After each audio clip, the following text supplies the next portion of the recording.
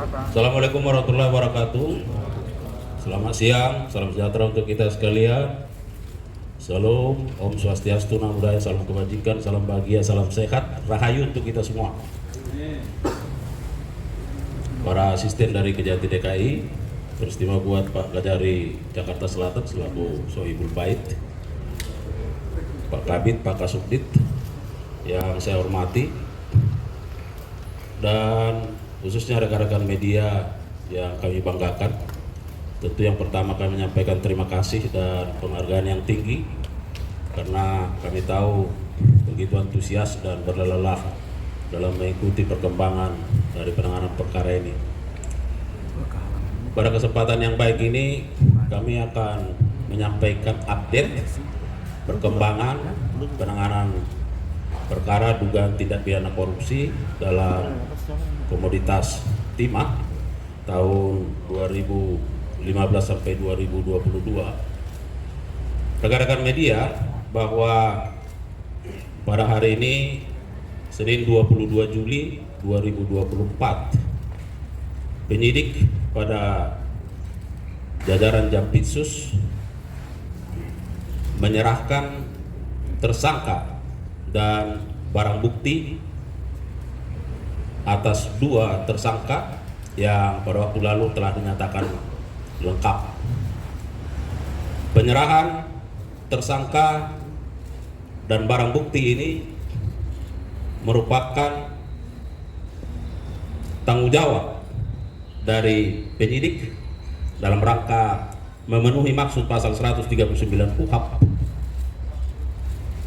Tentu penuntut umum pada Kejaksaan Negeri Jakarta Selatan akan melakukan pemeriksaan terhadap kebenaran identitas dan formalitas tersangka dan barang bukti.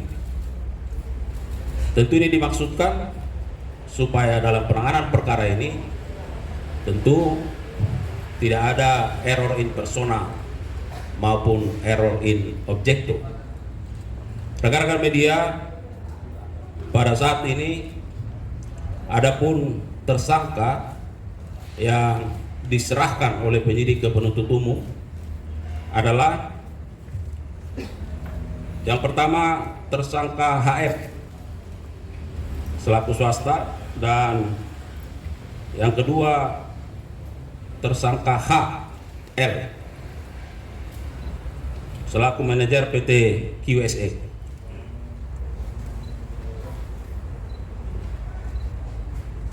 Penyidik pada kesempatan ini selain menyerahkan kedua tersangka untuk menjadi tanggung jawab dari penuntut umum, juga menyerahkan beberapa barang bukti, baik barang bukti elektronik, dokumen, dan barang bukti lainnya.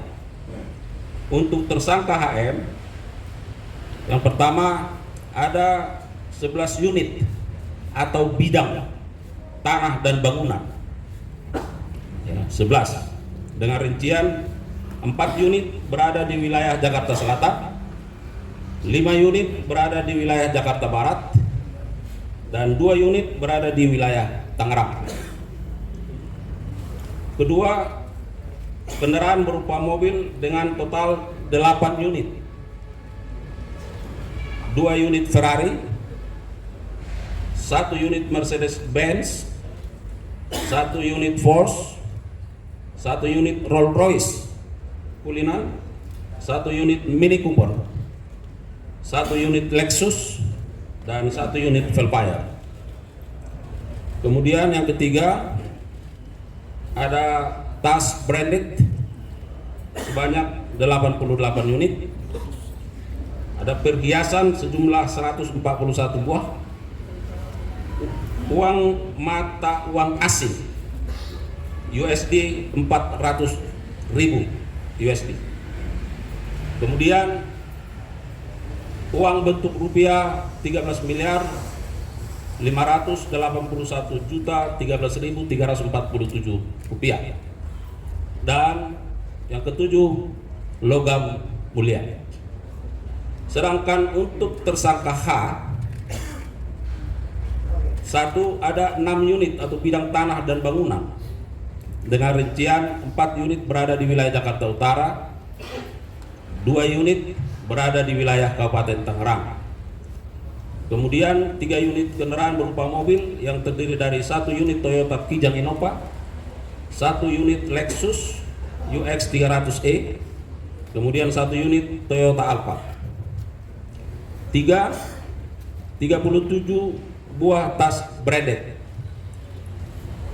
45 buah perhiasan, 5 uang dalam bentuk dolar Singapura atau SGD sebesar 2 juta SGD. Ini pecahannya 1000 SGD. Dan 6 uang rupiah sebesar 10 miliar rupiah dalam pecahan 100.000 rupiah. Dan kemudian uang rupiah sejumlah 1.485 juta rupiah seperti yang ada di hadapan kita semua. Kemudian 2 unit jam tangan mewah merek Richard Mille. Rekan-rekan media, bahwa perlu kami sampaikan ini adalah bukti keseriusan kejaksaan, khususnya Kejaksaan Agung dalam pemberantasan dan penanganan tindak pidana korupsi. Ya, perlu kami sampaikan juga bahwa kasus posisi tersangka HM selaku perwakilan PT RBT mengikuti rapat-rapat dan melakukan lobby-lobby dengan pihak PT Timah Tbk terkait kerjasama sewa menyewa pengelogaman timah untuk memfasilitasi CP PIP, PT SBS, PT SIP, dan PT TN. Dari kerjasama tersebut tersangka M menginisiasi pengumpulan keuntungan dari CP tersebut di atas tadi untuk diserahkan kepada PT QSE yang difasilitasi oleh tersangka H dengan modus seolah-olah pemberian corporate social responsibility untuk selanjutnya diserahkan kepada masing-masing tersangka lainnya. Sedangkan terkait pasal sangkaan sebagaimana yang sudah rekan-rekan media ketahui, namun selain pasal 2 dan pasal 3 Undang-Undang Tipikor, kepada yang bersangkutan juga dikenakan pasal 3 dan pasal 4 Undang-Undang Nomor 8 Tahun 2010 tentang pencegahan dan pemberantasan tindak pidana pencucian uang untuk pasal 55 ayat 1 ke 1 KUHP.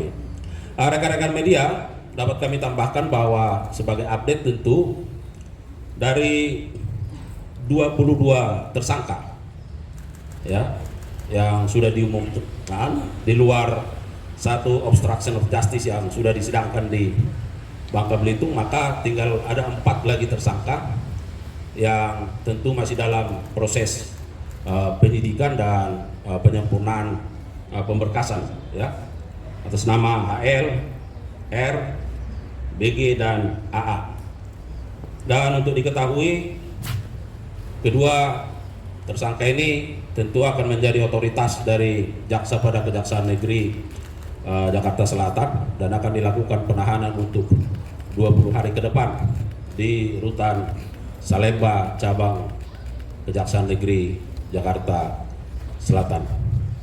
Dan kami juga tadi mendengar bahwa Kejari sudah mempersiapkan jaksa untuk ini ya, ada kira-kira sebanyak 30 orang jaksa yang akan ditugaskan dalam rangka menyelesaikan perkara ini mulai dari proses pra penuntutan hingga ke depannya.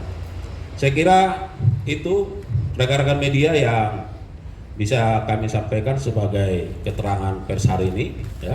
Mudah-mudahan dengan kehadiran teman-teman, apalagi ini dalam suasana Hari Bakti Adiaksa ya. Sekali lagi kami juga menyampaikan terima kasih atas perhatian dan dukungan yang sudah diberikan kepada institusi ini sejauh ini, dan mohon doanya untuk kami terus dapat bergerak dan berkarya ke arah yang lebih baik lagi. Demikian, billahi taufiq wal hidayah. Assalamualaikum warahmatullahi wabarakatuh. Ya, saya kira tidak banyak lagi ya, tinggal nanti bisa Ada yang nanya? Saya kira cukup ya, Mas Yara.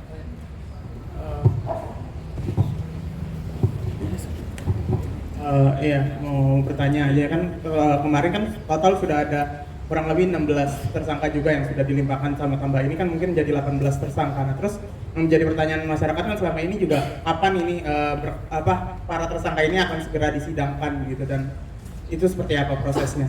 Ya, baik, terima kasih teman media. Ya, yang pasti saya sampaikan tadi bahwa kita terus bersungguh-sungguh. Mungkin dalam waktu dekat sudah ada juga yang akan dilimpahkan ke pengadilan, ya.